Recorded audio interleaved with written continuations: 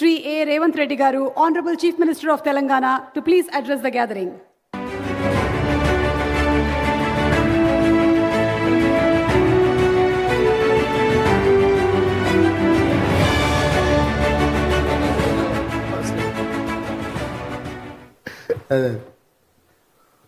నేను జీవితంలో పైకి వచ్చినా అది అవసరం లేదు. ఇప్పుడు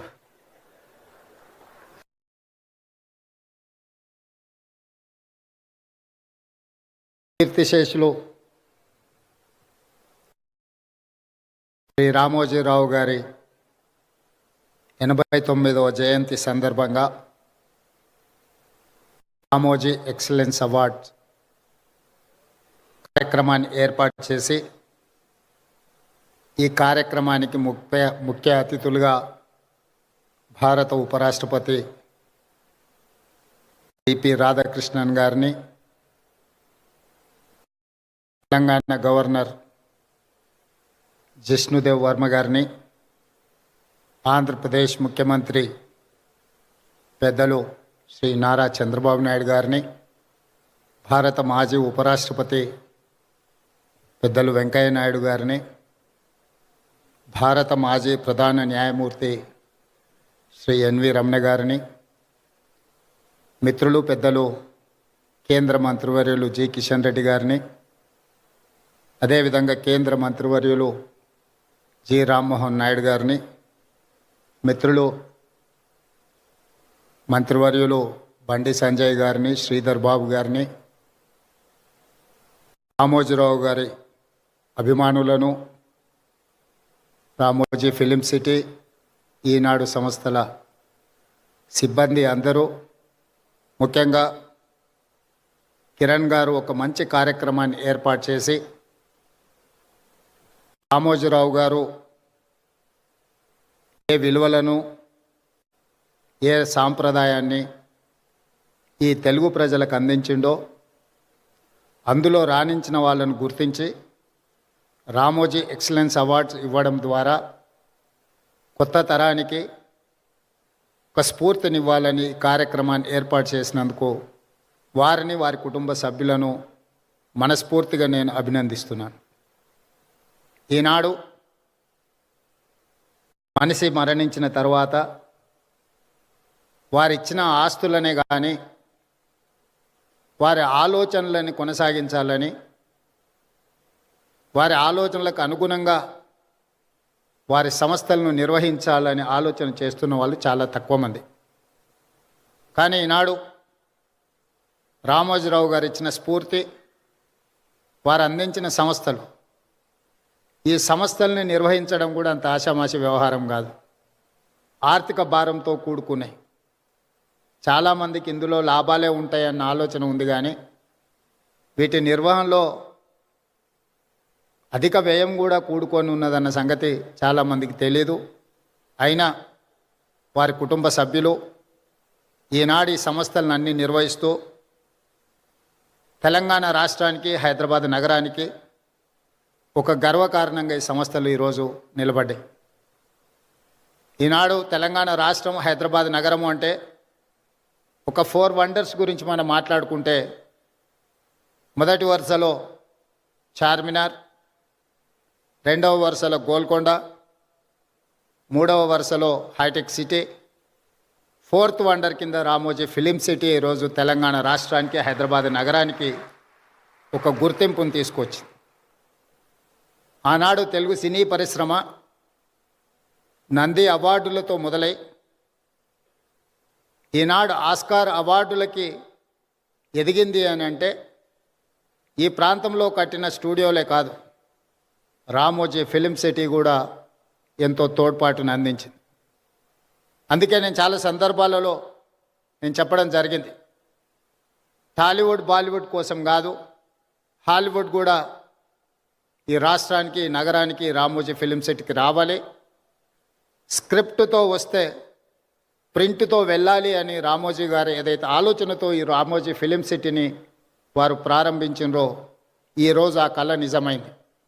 ఎవరైనా సినిమా తీయాలి అని అనుకుంటే స్క్రిప్ట్ తీసుకొని రామోజీ ఫిలిం సిటీ కాంపౌండ్లోకి వస్తే ఈరోజు ప్రింట్ తీసుకొని బయటికి వెళ్ళేంతగా అన్ని రంగాల నైపుణ్యాలను ఇక్కడ వారు కేంద్రీకృతం చేశారు. ఈ 2000 ఎకరాలు ఒక కళాఖండం, ఒక అద్భుతం. దీనికి చాలామంది సమస్యలు సృష్టించాలని ప్రయత్నం చేసిన వాటన్నిటినీ రామోజీరావు గారు నిలబడి తట్టుకొని ఈ తెలంగాణ రాష్ట్రానికి ఒక గర్వకారణంగా రామోజీ ఫిలిం సిటీని తీర్చిదిద్దడం జరిగింది.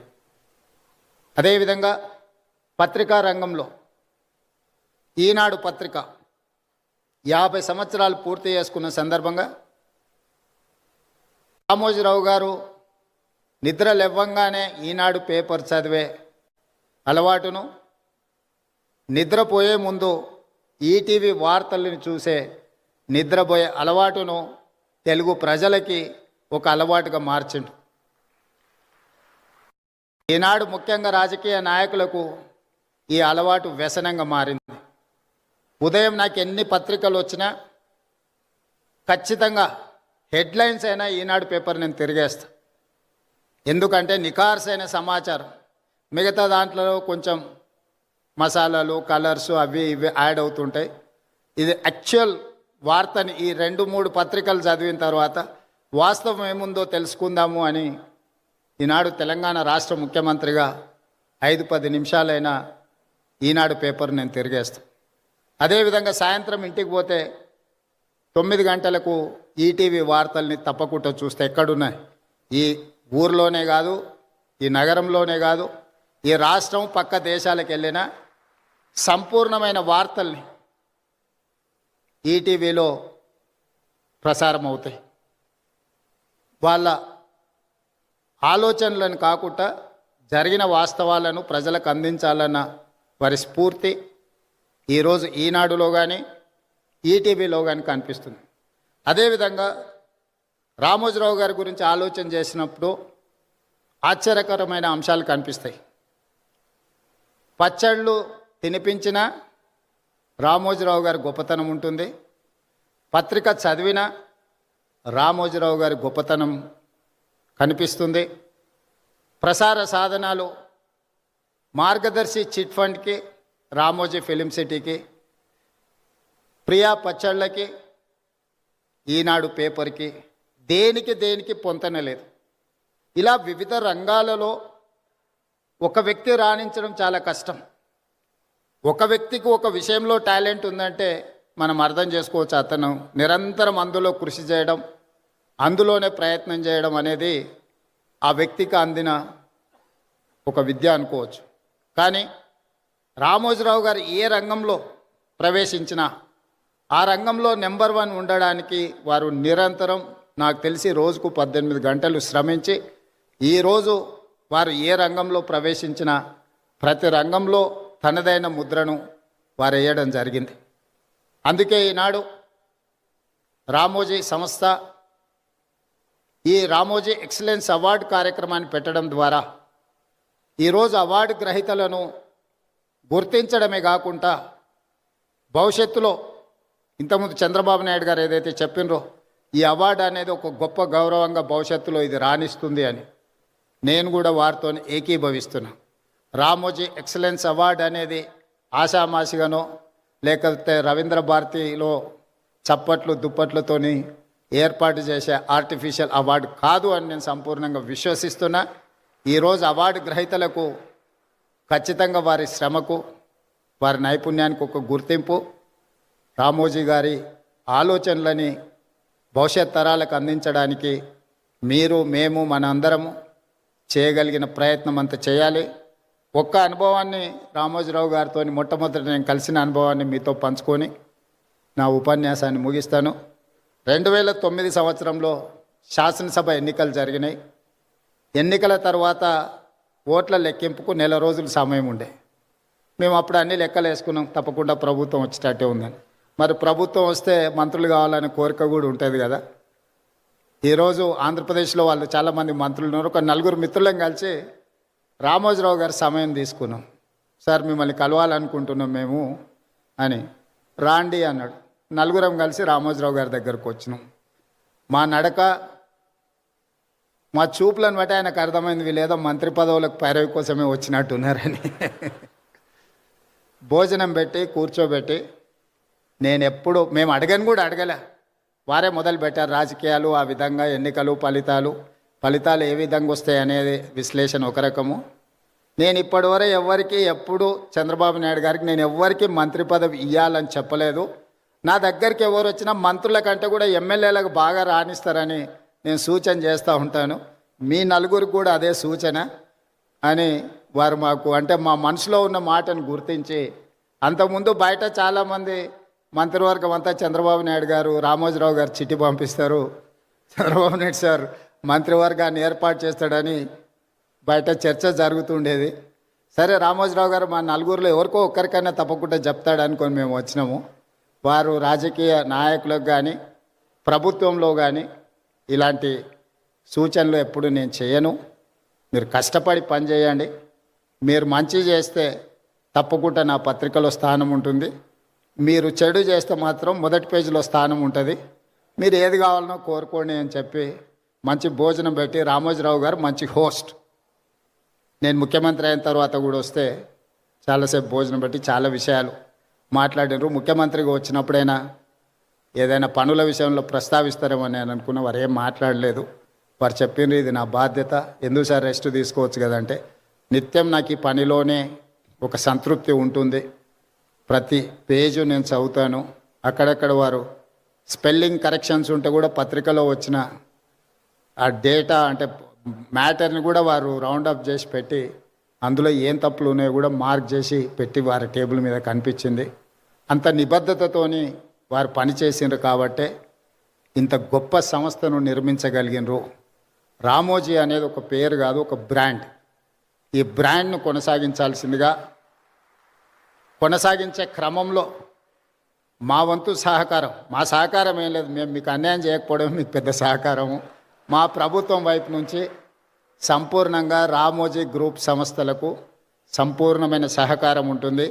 Ramoji film city, Ramoji ETV కావచ్చు, ఈనాడు కావచ్చు, తెలంగాణకు, హైదరాబాద్ నగరానికి ఒక గొప్ప గౌరవం. ఈ తెలంగాణ గౌరవాన్ని ముందుకు తీసుకువెళ్ళడానికి మా రాష్ట్ర ప్రభుత్వం తరఫున సంపూర్ణమైన సహకారం ఉంటుంది. అదేవిధంగా పెద్దలు వెంకయ్యనాయుడు గారు, ఎన్వి రమణ గారు సూచన చేసారు తెలుగు భాష గురించి. తప్పకుండా మేము ఈ మధ్యకాలంలో ప్రభుత్వం ఇస్తున్న జీవోలు మిగతా వాటిని తెలుగులోనే ఇస్తూ ఉన్నాం. కాకపోతే ఇంకా అది కొంత సమయం పడుతుంది, దాన్ని తప్పకుండా ముందుకు తీసుకెళ్తాం. రాధాకృష్ణ గారు ఇక్కడ గవర్నర్గా 3.5 నెలలు వారి బాధ్యతలు నిర్వహించి సంపూర్ణమైన సహకారాన్ని తెలంగాణ రాష్ట్రానికి అందించారు. ఈనాడు ఉపరాష్ట్రపతిగా వారు బాధ్యతలు తీసుకున్నారు. ఆనాడు ఉపరాష్ట్రపతిగా వెంకయ్య నాయుడు గారు తెలుగు రాష్ట్రాలకు సంబంధించిన సమస్యల్ని పరిష్కరించడంలో, కేంద్ర ప్రభుత్వం ఇచ్చిన హామీలను అమలు చేయించడంలో నిరంతరం వారు ముఖ్యమంత్రులతో సమన్వయం చేసుకొని అన్ని సంస్థలకు సంబంధించిన అధికారులను, వివిధ శాఖలకు సంబంధించిన అధికారులను, మంత్రులను కూడా పిలిపించి ఆనాడు ఉపరాష్ట్రపతిగా వెంకయ్యనాయుడు గారు ఈ తెలుగు రాష్ట్రాలకు సహకరించారు. ఈనాడు నేను భారత ఉపరాష్ట్రపతి రాధాకృష్ణన్ గారి నుంచి కూడా మేము ఇదే రకమైన సహకారాన్ని వారి నుంచి ఆశిస్తున్నాం. వారిని మనస్ఫూర్తిగా ఈ వేదిక మీద నుంచి ఉపరాష్ట్రపతిగా బాధ్యతలు చేపట్టినందుకు అభినందనలు తెలియజేస్తూ మీ అందరి దగ్గర సెలవు తీసుకుంటున్నాను.